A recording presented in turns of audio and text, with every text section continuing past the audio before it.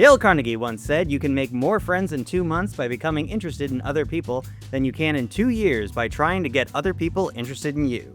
This is the Producers Lounge Podcast, the best podcast online for tips and tricks on producing great film, television, and web content.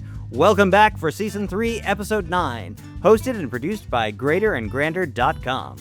On this week's episode, we're chatting with Evette Vargas, who has produced independent shorts, interactive media, and television pitch materials including Wu-Tang Clan, Wu-Chronicles Chapter 2, and The Lord of the Rings, The Third Age. We discuss competing in the Cannes Film Festival, what makes a good transmedia franchise, and how to strike a balance between projects that pay the bills versus projects that fulfill your dreams. Evette is currently active in the development world, taking part in writers' rooms for Amazon and many other large companies.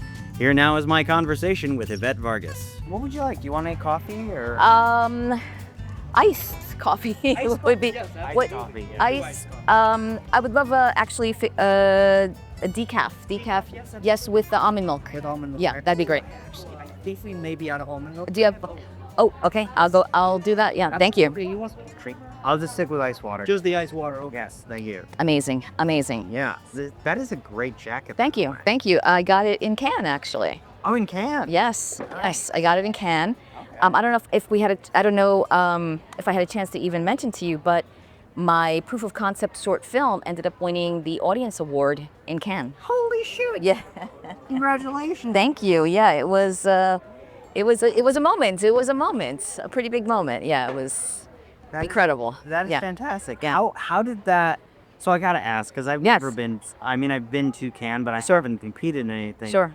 What kind of preparation goes into an awards campaign like that? Well, the preparation that starts from in terms of thinking about just the overall marketing, the image, the poster, all of that just begins early. Period.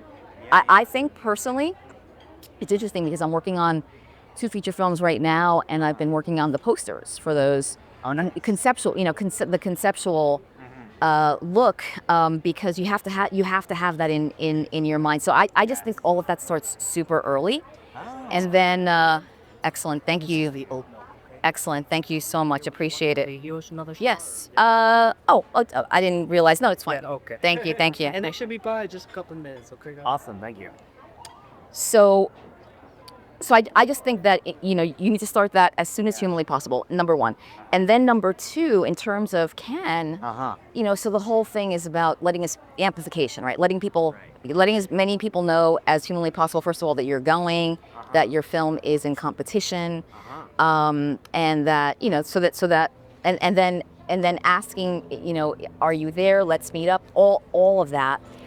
And I will tell you that I didn't sleep while I was there. It was just constant meetings, constant events, and all of it was absolutely fantastic. Oh my God. I literally met, in terms of, I even met more than these, but the people that I actually entered into my contacts, 53 people. Whoa. And I was there. It was I was literally in Cannes for about 4.5 days because because flying is a day and a half combined in a round trip. So it was 6 days total, a day and a half of travel, 4.5 days in Cannes. I met 53 new humans, not including others that were part of something else. Right. But anyway, I met 53 new humans. I literally entered into my contacts, which was crazy. But then just talking about it, just telling people constantly, telling people. Yeah. That's all part of the process, and building up the anticipation and posting as much as possible as you can on social media while you're there. And then, of course, the win is a whole other thing. And now, amazing. You're awesome. No, you're awesome. Thank you. And I think I might just get a salad, quite frankly. So congratulations again on Cannes. Thank you. Fantastic. Thank you. Yeah. So now I'm thinking about how best to leverage that, right, in terms of amplification. I mean, of course, I put it on socials and LinkedIn, but now it's just a matter of everybody knowing as much as humanly possible. So I'm thinking about how best to do that, and I'll use socials for sure. But just in terms of the images and the messaging, I'm thinking maybe, because that particular short, and which is something that we definitely will talk about. So it was So it's basically a television series that I conceived and developed during COVID. And then I wrote, directed, and produced the short. I wrote, okay, let me go back. Okay. I developed a television series during COVID. I decided to make a proof of concept short, but a standalone short. Right. And so then it was a matter of, okay, so what story am I going to tell in the short that represents the television series, which is, that's a process within itself. But anyway, I came up with something that I was really happy with, and then ended up directing that. And then that's become an award-winning short, which is, wonderful. And it helps, all of that really helps. And it's just been a matter of just people actually seeing that and getting super excited about it. So it's called Confessions. And so it's set in present day, but it's about a 500-year-old fallen angel. He committed a sin as an angel while, he was murdered. And his murderer happens to be his best friend, who was obsessed with his wife, also killed the wife by accident, but framed our angel. And then the best friend goes after after the angel kills him, and that's how he goes to heaven. But in angel form, he has vengeance in his heart, so he comes back and he haunts his best friend. Oh. And his best friend ends up committing suicide. So now this is the sin that he commits as an angel. So therefore, he is banished from heaven. And now he's been on the earth for 500 years roaming, but he was given a penance. And his penance is to find sinners with either deep, dark-seated sins that they have to take action on to right their wrong, to atone, or it's sinners that are about to commit a sin. So he basically needs to stop them, compel them not to commit the sin. And for those that already committed the sin, to compel them to go back and right their wrongs, because that's the only way that they can atone for their own sins. Interesting. So he has, there's 1,000, basically, there's 1,000 of these that he has to fulfill. Yeah. And he's about halfway through, but he's lonely. He's having a crisis of faith. He's still pining for his wife, who he believes is in heaven. But the only way that he can get back to heaven and to reunite with his wife is by fulfilling his penance. So that's the concept of Confessions. He has a whole present day existence as well, but that's basically the engine that drives the series forward. Right. And then in the proof of concept short, there is one sinner story that we see him attempting to compel this sinner to take action on righting their wrong. Yeah. So that's Confessions. That's very cool. Yeah. Thank you. Yeah. Thank you. Awesome. Thank you. And so you made the short, went to Cannes, won the audience award. Yes. Fantastic. Thank you. And then I'm currently packaging that as a television series. So I'm working with Tim Kring, who's a very well-established showrunner. Tim Kring, yes. Was he behind the Batman animated series? It sounds familiar. Well, he created Heroes. That's what he's best known for. Way off. Okay. No. But still, I mean, you were in the world. You were in the genre, superhero. So and I mean, he's had 8 different shows on the air, but probably Heroes is his best known show. And so he's he's part of the team as an executive producer. And then we've been meeting with an independent television studio called Dynamic Television. So we've been speaking with them and to see if they're interested in coming on board. So the discussions have been going very, very well. So if we solidify then that partnership, then there'll be the studio, the independent studio, and then there's another there's another producer who's coming on board on the team, and then we'll look at talent and bringing on talent, and then we'll be ready to start pitching it. That is fantastic. Yeah, thank you. Yeah. Thank you. Wow, you've got a full plate ahead of you. And that's one project. Yeah.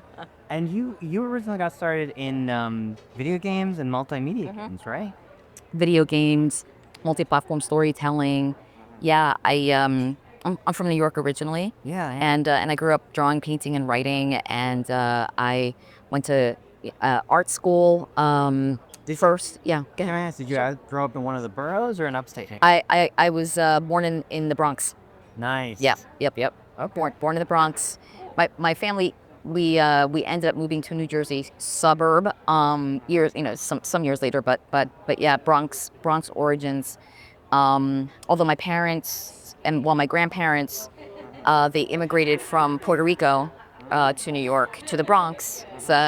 And my parents were born in Puerto Rico, but they were very young when my grandparents brought them over. So my parents are very Americanized, although they're still very Puerto Rican for sure. Yeah. But they're very Americanized. So I call myself like 1.5 generation, although technically I am first generation because my parents are born in Puerto Rico. But and then of course Puerto Ricans are American citizens. But yeah, so Bronx origins, yeah. Very cool. And you said you went to art school. Was that for college or? Yeah, that was college. Although I was always extremely adept in art, and when I was in junior high school, actually I attended a graphic design program on the weekends at the new school. At the new school. Yeah, at the new school. Yeah, this was like a high school. Well, I was technically in junior high school, but yeah, I was just really always extremely adept in art, and I grew up drawing, painting, and writing. Thank you so much. So so that was one of the things. That was one of the events, a milestone that really, I guess, propelled me forward in pursuing art. So then after I graduated high school, I went to FIT, the Fashion Institute of Technology, where I studied fashion design and graphic design. That's so funny. And my friend Mercedes actually went there. Yeah. It's an amazing school. And so then I worked in the garment district as a fashion designer for about 2.5 years. Wow. Yeah. I designed for Donna Karan and Calvin Klein and a whole host of others. I loved the work, but I hated the people. And yes. And around this time, I was very much interested also in storytelling, really pursuing storytelling. Yeah. And I was very much involved in music also. I was DJing. Oh, wow. And then I was shooting music videos. And so I decided to go back to school. Now, and yeah. I find when talking about these life stories, the timeline is always important because, as professionals, we tell these stories, but we gloss over the timeline, so it could have been 2 weeks or 2 years. Yeah. How long were you in the fashion industry for after FIT? 2 years, 2 to 2.5 years before I went to NYU. Got it. Yeah, so I transferred my credits from FIT over to NYU, but I worked as a fashion designer. Yeah. That's very. And thank you. It was amazing. I ended up taking a summer class. But it was a accredited class at NYU for film, and it was really fascinating. I registered on the last possible day, and I couldn't do it online at the times. I had to literally go down to the registrar's office. Oh, wow. And the gentleman that I was speaking to, he said, "Hey, I highly recommend that you apply as for as a full-time student." Now, because if you don't do it now and you take this class and you really love it, when this was an accredited class, then you won't be able to apply as a full-time student until next year. So I took his advice and I applied, and then interestingly enough, the first day of that summer class, which was an intensive, I think it was like 5 days a week, and then you were just constantly shooting, but it was 6 short films in, I don't know, maybe it was like 6 weeks or something, and it was every single day. Yeah. Anyway, so so the first day of that class, which was amazing, and I knew that I was in the right place that first day. And when I came home that day, I received my acceptance letter from NYU. So I knew, that it was just all meant to be. So then, I was like, well, I'm gonna figure out how to make this happen. And so then I spent 2.5 years at NYU in the film and television program, undergrad. Are there any professors at NYU you want to shout out as particularly influential for you? Yeah, I mean, David Irving was amazing. Yes, thank you. And thank you. Enjoy, guys. Thank you so much. Sure. Yes, silverware is important with salad and waffles. For sure. Yes, that looks amazing. David Irving was fabulous, and there was another Arnold Baskin. It was another pivotal professor. Thank you. There we go. Thank you so much. So So then what happened was, so it was the film and television production. That was the major, and I had a concentration in directing. So You're not messing around. I was not director from the get. totally. I was not messing around. Directing was my thing, and my senior thesis film ended up winning the best of NYU. It got me a lot of buzz, and that's what got me out to LA. So so That's the senior thesis about. it was called Thicker Than Water, and it was about So that's thicker than water. And it was about a 30-year-old woman who comes back to town on the day of her father's burial. She's been estranged from her family, and family secrets abound. That was basically what it was about. nice. And so it ended up, winning the best of NYU, which was amazing, obviously. And and that's what started. That's what started it all. That's incredible. In USC undergrad, we didn't really have senior thesis films. Got it. At USC, there was only the 480s, which was the class where 4 students, undergrad, would get chosen to get their films financed. Okay. Well, And that's then- amazing. Yeah, and then you would crew on those. And the idea was to teach you about crew and Yeah. teamwork. Got it. And it was only the grad students who could actually do like a thesis project. Got it. Yeah. Got it. That's interesting. So yeah, as an undergrad, we made. It was constant. Constant shorts all the way through. In my time at NYU, I think I made about 8 shorts. Oh, wow. Yeah. So they really. You have to do it, right? You have to do it to really learn it. Yeah. So So they were firm believers in that. nice. So your senior thesis got you out to LA. Yes. When you say it got you out to LA, you were invited out by a company or Well, agent? it was in fact it was NYU. They have a showcase here. They bring the winning films here. And so through that process I met folks. And then I also realized that wow, like New York is incredible. I love New York. And New York has everything except for the business of entertainment, right? The business is actually done here. So I realized that I needed to, make the move. And so I met with a few agents, met with a few producers, and I knew that I needed to make the move. And then, and because I also had all these, again, art skills, as I mentioned earlier, I started working at the in the digital departments of the studios, Universal, Disney, Sony, and so Was it a lot of? Can I ask? Was it a lot of digital marketing work, or it was digital marketing work for their IPs. Whatever was going to premiere, whether it was film, television, video game, comic books, music. The studios own so much music and labels. And even theme park attractions, whatever was happening, it was my job to come up with a narrative, visual iteration that expanded that story and just provided an opportunity for the audience to engage with that narrative more in the experience of that IP. And so it was my job. So the form, like the mediums, were whether it was like digital series, game iterations, music player with experiences, animation, graphic novels that had interactivity. All of that. That's really interesting because like a lot of, I know USC has this, Chapman also has this methodology. It sounds like NYU has this methodology where they just encourage you to crew on as many projects as possible, so you kind of understand a little bit of everything across all of the disciplines. And it sounds like also your first roles out of film school and in LA, well, also in that where you bought a a lot of, it was primarily in digital art, but a lot of experience across all disciplines. So you could see Correct. things were evolving. Absolutely. Yeah. That's incredible. You're absolutely correct about that. And there's so many things that I learned. First of all, how to adapt intellectual property, right? Which is huge.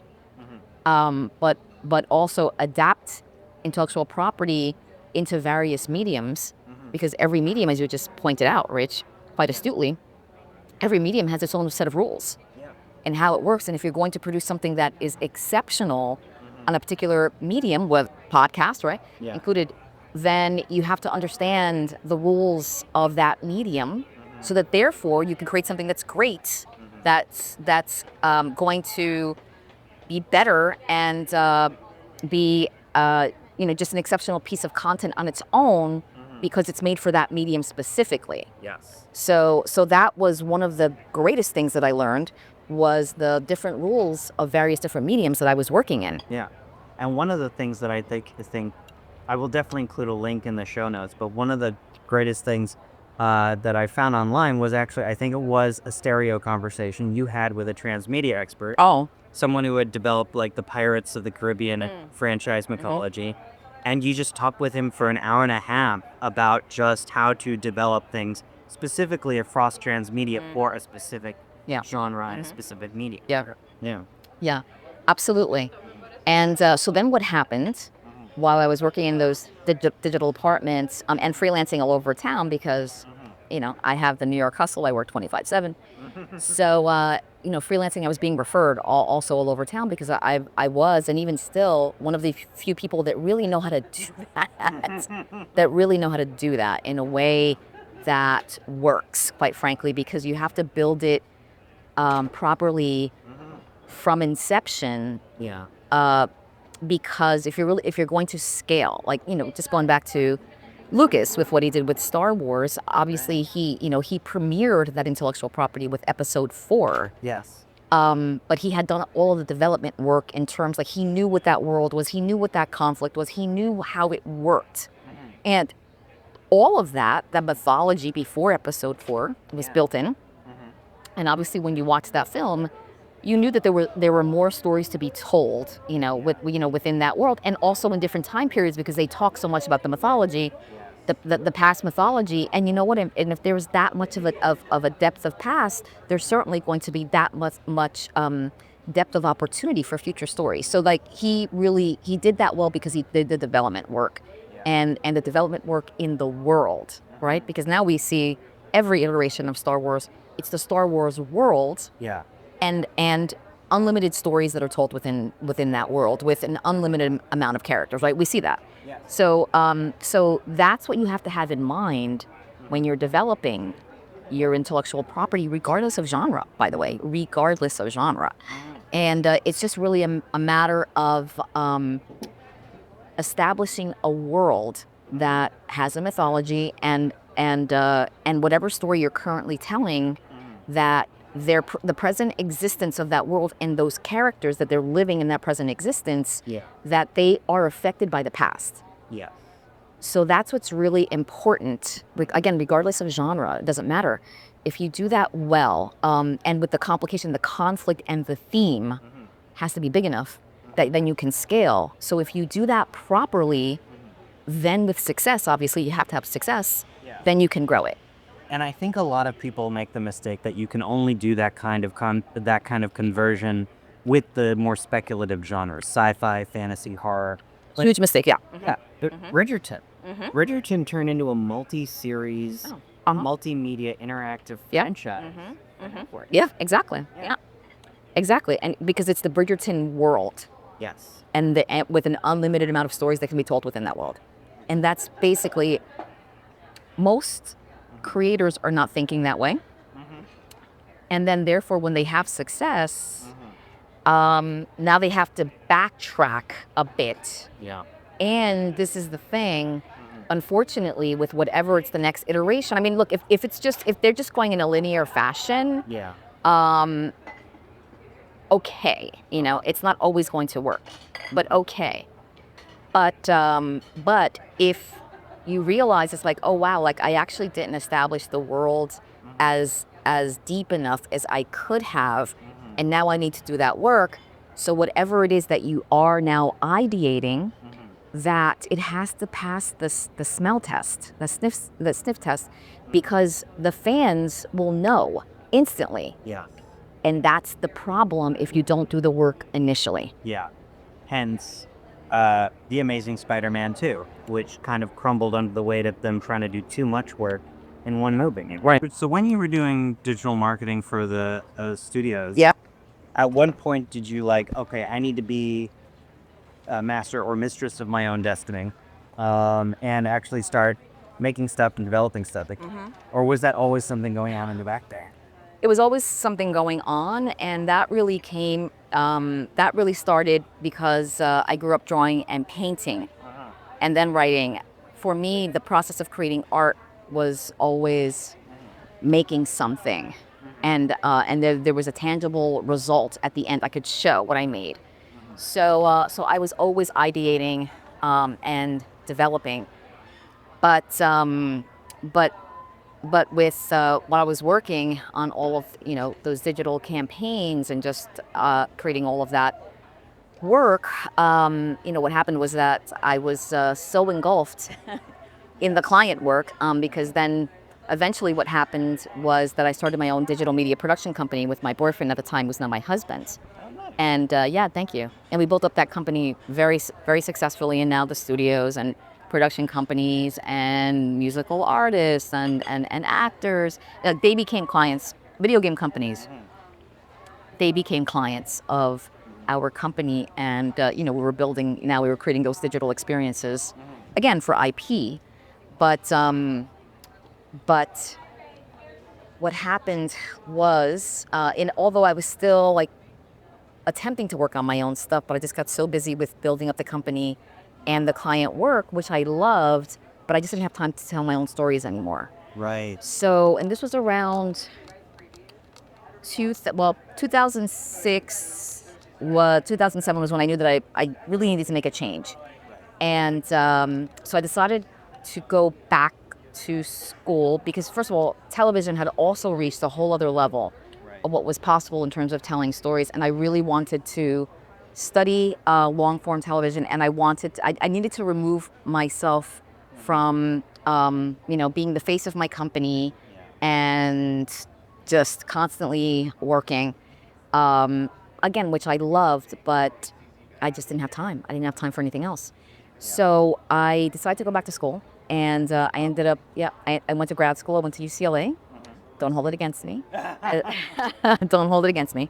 Went to UCLA, and specifically, and this was in 2008, was when I started, specifically because through their screenwriting major, they offered a 2-year concentration in television called the showrunner track. Oh, wow. And they had that program for about 5 years where it was a full curriculum, and it was an amazing curriculum. The first year, the focus was half-hour TV. The second year, obviously, was 1 hour. Right. And it was an incredible curriculum.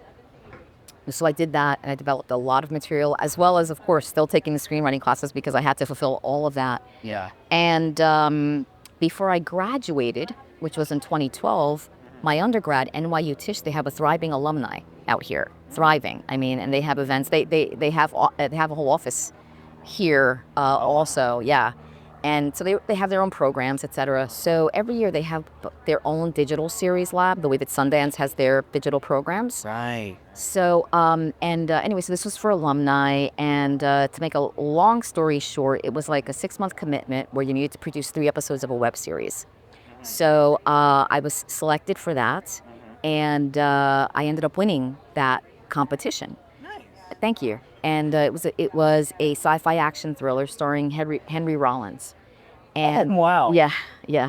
And the judges were NBC Universal Television executives. Oh, wow. So they really loved the show. And so then that ended, that resulted in me now getting a production grant from NBC Universal. And then I continued to make episodes. And this was late 2000s? This was in 2012, going into 2013. Right. And also then in 2014, I was invited. So it was from 2012 to 2014 where I continued to make episodes. Right. And then I was invited from Sundance, one of their many myriad of things that occurred during that time at the festival. So I was invited by one of those things to present the web series. So while that was being presented, there were DirecTV executives there who really loved the show, and then then the show ended up premiering on DirecTV, and it did really well in that space. And then the show was nominated for 2 Emmys in the interactive category. Oh my God. I lost to Game of Thrones, but I can live with that. Yeah. And then I've just been, I've been working in mostly television since, but a lot of other mediums. I mean, I was very involved in the virtual reality space, and of course, video game space. One of the things that I did actually during the strike, because I am a member of the WGA, as well as the PGA, obviously, Right. and also the Television Academy. Right. But one of the gigs that I had during the strike was that I show ran the writers' room for a brand new AAA narrative video game on the scale of The Last of Us. So that was fantastic, and that was like 2 months. And that was amazing, but anyway, getting back to that time period. So in 2014 was when the whole being in contention for an Emmy, all of that happened, and then yes, I've been working in television mostly. And it's a lot of development. I've sold 7 pitches. They haven't gone to series because it's really hard to get that series pickup. Yep. But hopefully this one now, Confessions, hopefully that's the one that gets the series pickup. But I've sold 7 pitches. I get hired to do a tremendous amount of development work. Right. And you're read by managing artistic concepts, correct? Yes, on the directing side, but for like everything else, it is ensemble entertainment. Okay. Yeah, ensemble entertainment.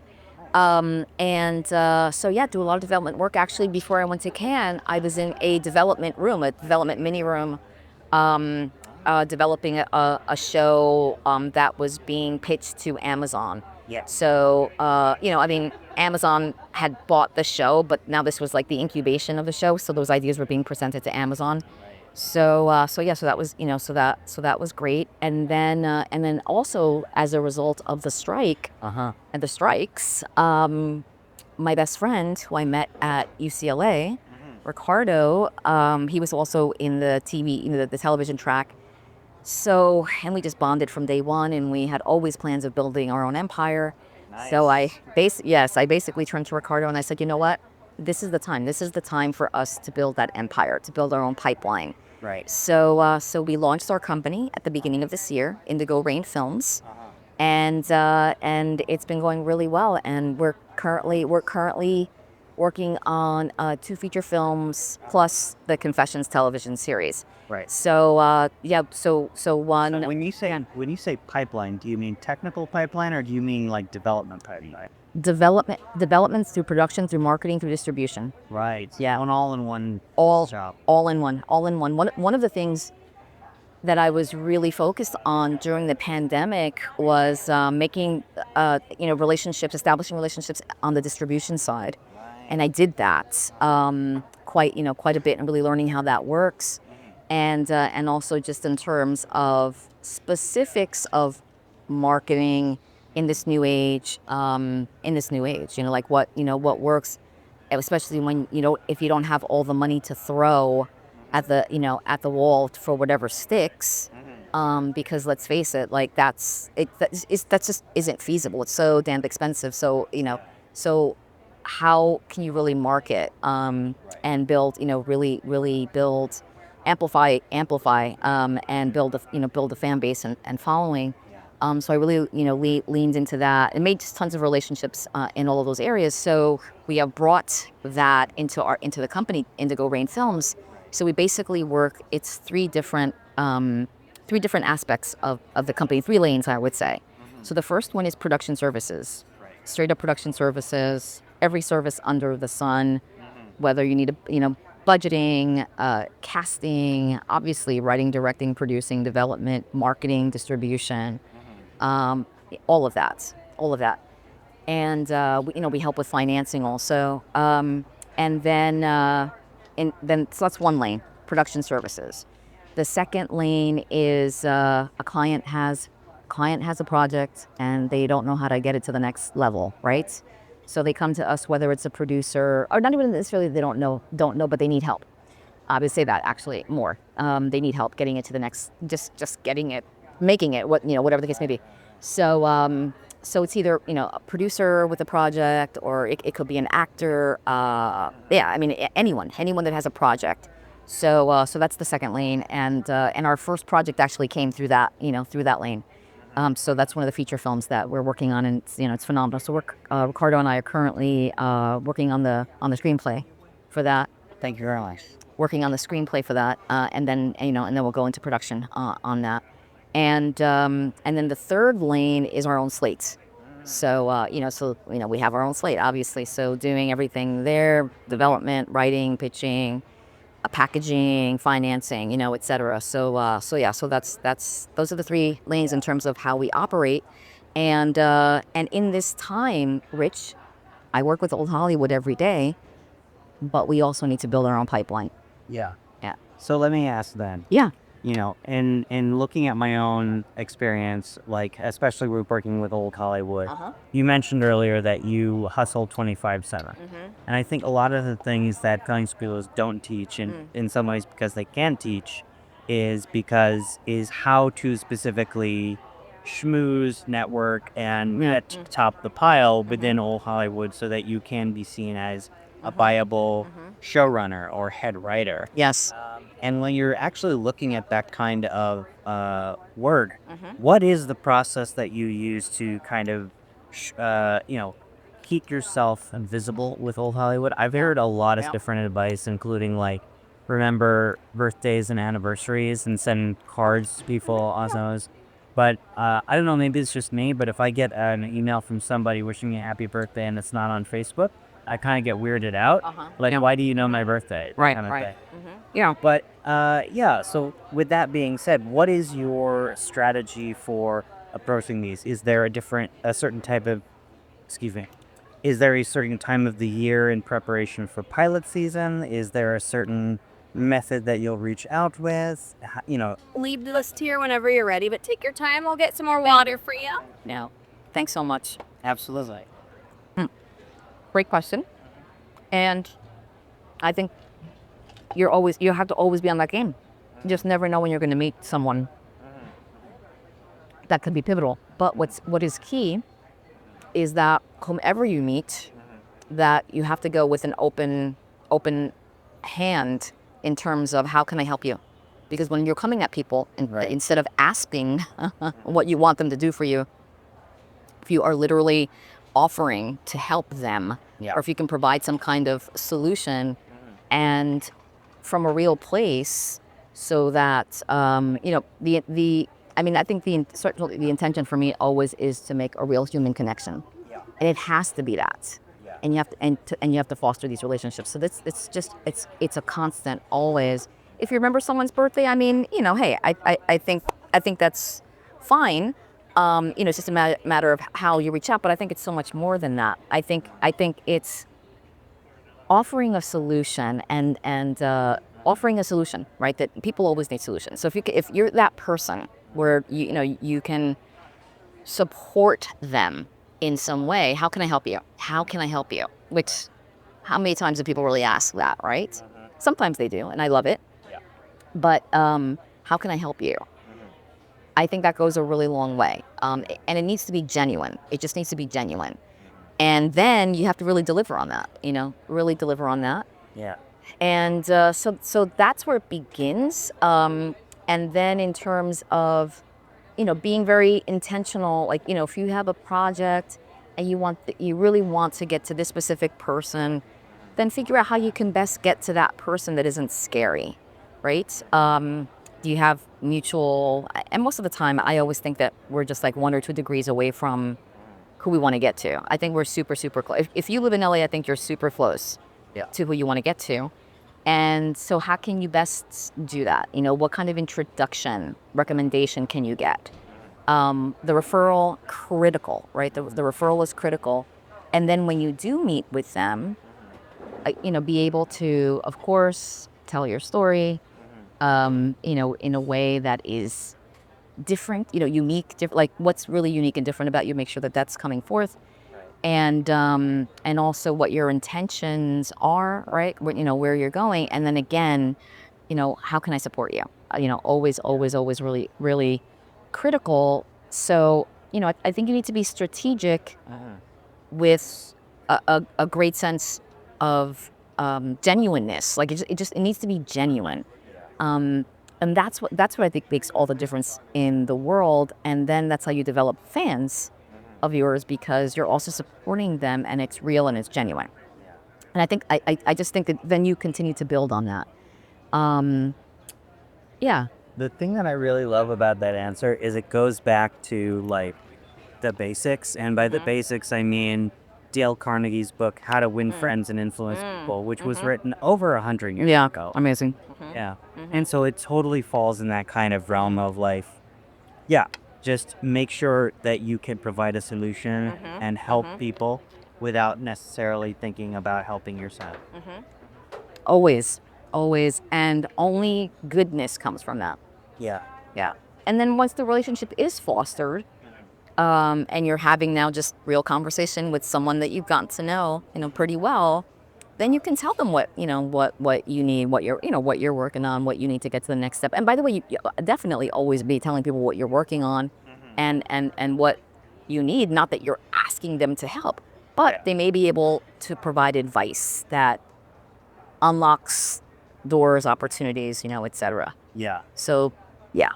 And the other thing, I learned that lesson, unfortunately, rather late, because with me, like, social media, I never really liked social media. I got on it because everyone kept telling me I had to get on it. And because a lot of my friends were comedians, I kind of fell into the trap. I fell into the trap of like, oh, I'm going to do the snarky status update that's going to seem funny, and that'll get me likes on social media. Right. The truth is, when you're a working professional, that is actually counterintuitive. In fact, using humor in that way undermines your position. And so what I just started doing was I basically only use social media to announce like recent accomplishments that I've had.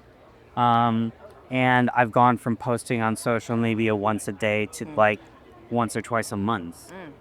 And it's certainly improved a lot of things. It's kind of improved the positivity of my own life. That's great. Yeah. It's amazing. Yeah, because you're with that kind of daily exercise, you're also kind of retraining your brain. Another tool for that is, I don't know if you've heard about gratitude journals. I've heard about them. And I have written in terms of just gratitude. I never consistently kept up with it, but I've heard of them. I love it. I would love to do it every morning or what have you, but yeah. I got into gratitude journals. I'm in the complete same boat. Like, I have a notepad right next to my bed for that, and I do not do it as often as I should. I've probably done 2 entries in the last month, but the fact that I do it is just another way of retraining your brain to focus on positivity rather than snark. Exactly. Yeah. Absolutely. No, that's great. I think that's fabulous. Yeah. Mindset is everything. It really is. I mean, you can take from being down, turn yourself around instantly by just changing your outlook, being grateful, just thinking about things that bring joy. Go on a walk, like all these different things really, really help. Even though, there's the reality of life. I mean, I think that we also, we can't be out of touch, right? Like we still have to be in touch with reality and, and look, bills are real and all of these different things. Yeah. And, the bank account, I mean, those things are real. But at the same time, if we're, I don't know, if you're in like a gloom and doom mindset, then that's all you're going to see. So, yeah. Absolutely. There was another topic I wanted to ask you about, and Melissa actually recommended I ask you because you had particular insight to this, which was kind of Well, earlier you mentioned that you worked in fashion and you did not like the people. Right. And I actually, a wardrobe person that I worked with regularly, she also has kind of done some work in the fashion world, and she's talked to me privately about how it's very much not necessarily a boys' club, but definitely a popularity club. You're not from one of the major fashion institutes, then you kind of get shrugged out. That makes sense. And and that's certainly the case in Hollywood. And I'm wondering what has been your experience in Hollywood as a woman and as a woman of color. It's hard. Okay. It's hard. I mean, it's harder. How about that? It's harder. It's already hard. Everything's hard, but it's harder, and you have to be better. You just have to be better. You have to be excellent most of the time, if not all of the time, and it's just harder, and that you have to be very strategic of who you're aligning yourself with, who can help me check the boxes that I myself am not checking, right? So building the right team, mentorship, like making sure that you can find the best mentors, and that's a whole organic, like that has to happen organically. I think it's, just to ask someone, will you be my mentor? I don't think that works most of the time. You're backing someone into a corner. But, I just think that happens organically, but I think mentorship is huge. And I think you have to really know what you want, and to create a strategy and a game plan of how you're going to get there. And your mentors can also, help you with that in terms of advice. Yeah, I think you have to just be extra strategic. That's been my experience. Right. That has been my experience. And at the same time, always be human, be you. I think also, again, what makes you different and unique, those are our superpowers. So bring them forth in a way that doesn't belittle anyone else or make them feel like they can't relate, to any of that. So I think first of all, be a human first. Yes, am I a woman? Yes, am I a Latina? Like all of these things are my identity, my reality, my walk of life. But there are also so many other experiences that I bring, and then there is the humanity, right, of it all. So I think bring your humanity first, and through your humanity, that then you're able to tell like your particular perspective of a commonality that we all share. Right. So that's what I would say. And just, really align yourself with people that support you 1,000,000,000% and are in your corner to help you get to that next level. But no doubt that it is harder. No question. Yeah, I would definitely encounter roadblocks. Yeah. Yeah. What would you have changed if you had it to do all over it again? That when I first got here, I just would have gotten on set. Any set as, become an assistant, get on set however you possibly can, because those relationships, it's about doing the job and then doing the job excellent, right? Like being excellent and being that problem solver on set, being that person that brings the solution, etc. So, really shining once you get there, but just being on set and establishing those relationships. Like if I had done that earlier, I have no doubt. I mean, it would have taken me on a different course, but it would have been fine. Like that would have been the course that I would have taken. But that I think is just really critical. And for anyone who's breaking, like just get yourself in front of other people, show what you can do, and be that problem solver. And it's not about you, by the way. You're there to help someone else's vision, and just really know that, embrace that, and be the best that you can. So that definitely would have been something that I would have done had I really understood the value of that at the time. And that is Season 3, Episode 9 of the Producers Lounge podcast. Thank you to my guest, Evette Vargas, for joining us. You can find out more about her by checking out the show notes and by subscribing to our YouTube channel @GreaterGrander. Our intro and outro music today was Sideways Samba by Audionautix. Our episode still image is from Confessions by Digital Rain Productions. We'd love to hear from you, and you can check out this week's accompanying article on greaterandgrander.com entitled 5 Creative Advocacy Lessons I Learned from Rebecca Sugar and Why They Matter for Your Brand. Link in the show notes. You can stay up to date by following us on YouTube and social media at the handle greatergrander, all one word. Make sure to subscribe on YouTube or wherever fine podcasts are found. And also, if you like what we do, share this podcast with a friend who you think will enjoy it. Join us next week for more cocktails and questions, and until then, keep producing dreams.